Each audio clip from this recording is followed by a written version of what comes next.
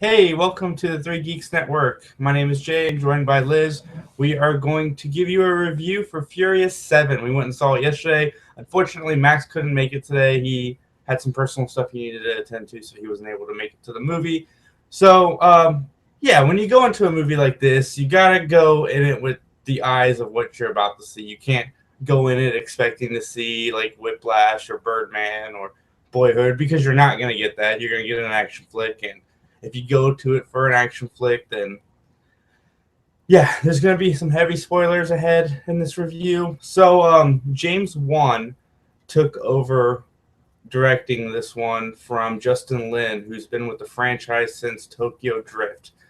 James Wan is best known for Saw 1, Insidious, and The Conjuring. So, Fast and Furious 7, needless to say, is a slight departure from what we're used to seeing with this director. So the movie takes place pretty much immediately after 6.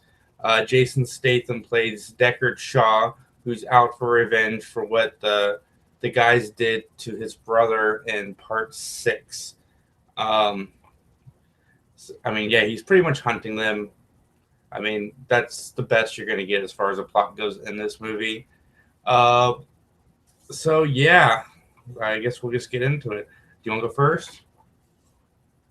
Well, as Jason knows, I am not a huge action fanatic. I have a hard time with if it's fantasy, I can deal with that because everything's made to be magical and whatnot. In the action films, it's like stuff that would never really happen is supposed to be portrayed as real, such as a house blowing up, but none of the houses around them blowing up, or everyone survives just fine. And especially after your face has been smashed into a windshield. No scratches. All good. But if you're literally going for all the action in my own mindset aside, it's really, really good, action packed. Gets your adrenaline running. They did a fantastic um, portraying of Paul throughout the entire movie, all the way up to the ending. So, um, I liked it. Like for an action movie, I liked it. So, Yeah, you couldn't tell where they had Paul Walker and where they didn't. That was handled very well. There's moments in the movie where his character is in the room but doesn't say anything, and they don't really show him. You just know he's there. So, obviously, if you're looking for it, you can tell that which scenes he's in because he doesn't say anything. His character's quiet and kind of just to the side. I think Tyrese picks up a lot of the lines that Paul Walker may or may not have had he been around. This movie it had its cheesy action, but it was a lot of fun. The Rock was to me, The Rock is a guy who makes a franchise better in the sense of fun. Like GI Joe 1 was okay. GI Joe 2 I thought was way better because The Rock he's got that charisma that makes you can't help but be entertained by him. Nobody in this movie is a great thespian, and they're not going to win any awards for their acting. Um, but they're fun to watch. yes, and The Rock was very underused in this movie. He was in maybe 20 minutes of it, maybe. The beginning, he's got a really awesome fight scene with Statham. That was cool.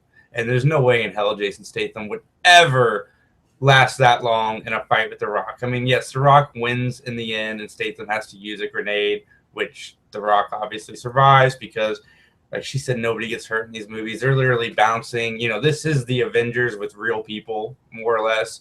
Like they're blowing up cars and walking out without scratches. It's bomb thrown through the window on top, saves the girl landing on top of a car, and has a few broken bones. My biggest complaint with this movie is they showed a lot of the action sequences in the trailers, so there's not really a whole lot of surprise. You've seen it because they showed it all already. They tried to put more heart or more of a plot in this one than the previous two, which is one of the things that I think hurt it. Like, there's a whole scene where Letty she lost her memory. They dealt with that a lot in 6, and she tells Vin Diesel she's got to go off and find herself. She And disappears for like 2 minutes. she's gone from the movie for not that long at all, and then shows up, and yeah, She's like, I love you. she found I herself love you, but I gotta in go. 2 seconds. I that didn't need to be there. It slowed the movie down and kind of it just didn't fit. It doesn't fit into this franchise. It also irritated me that it showed her like memories coming back, but then when he was laying there dead or not dead, whatever, and then she's like, it came flooding back to me. Like, where did that ever happen in the movie? She never, like, you never saw that. She was just like, oh, it's back. So yeah, James Wan, I appreciate you trying to add a plot to this movie, but it just for me it fell flat. But the action sequences are amazing. The there's a scene at the end, and like I said, there's spoilers where The Rock is in the hospital and tells his daughter, "Okay, Daddy's got to go because he's got to go help the guys." He stands up and he flexes his arm, and his cast like shatters. That pops right off. That's freaking badass. But yeah, go see this movie. It is a lot of fun. If you like action movies, if you're somebody who can't get past the overacting and the lack of a plot, this is not for you. Not even that there's a lack of a plot. There's too many plots. There's like 5 different thoughts. Yeah, it's like the 5 action plots in one movie. Action-wise, it's amazing. Amazing. I mean, the cars flying out of the helicopter with parachutes, and then they just land on the ground. That was pretty cool. The scene at the end, the goodbye to Paul Walker, was handled very well. Amazing. The fact that he only filmed 50% of this movie himself and he's in all of it is also pretty amazing. Like we said earlier, you can't really tell. Ronda Rousey, she's an amazing fighter. She is a shitty actress. And in a movie like this, and you can point to her and say, oh my God, that's horrible. That's pretty bad because, like I said, nobody in this movie is an amazing actor. But anyway, the movie was fun. I highly recommend it if you like action flicks. I would personally give it a 7 out of 10. I would give 5 and 8 out of 10, and I like 5 more, so I couldn't go obviously higher than 5. And this is coming from somebody who disliked the franchise until 5. So definitely go check it out. Yeah, I mean, we got a bunch of stuff coming up next week, so stay tuned to our channel. Check us out on Twitter, at Geek News 2014. My name is Jay. This is Liz. Good night.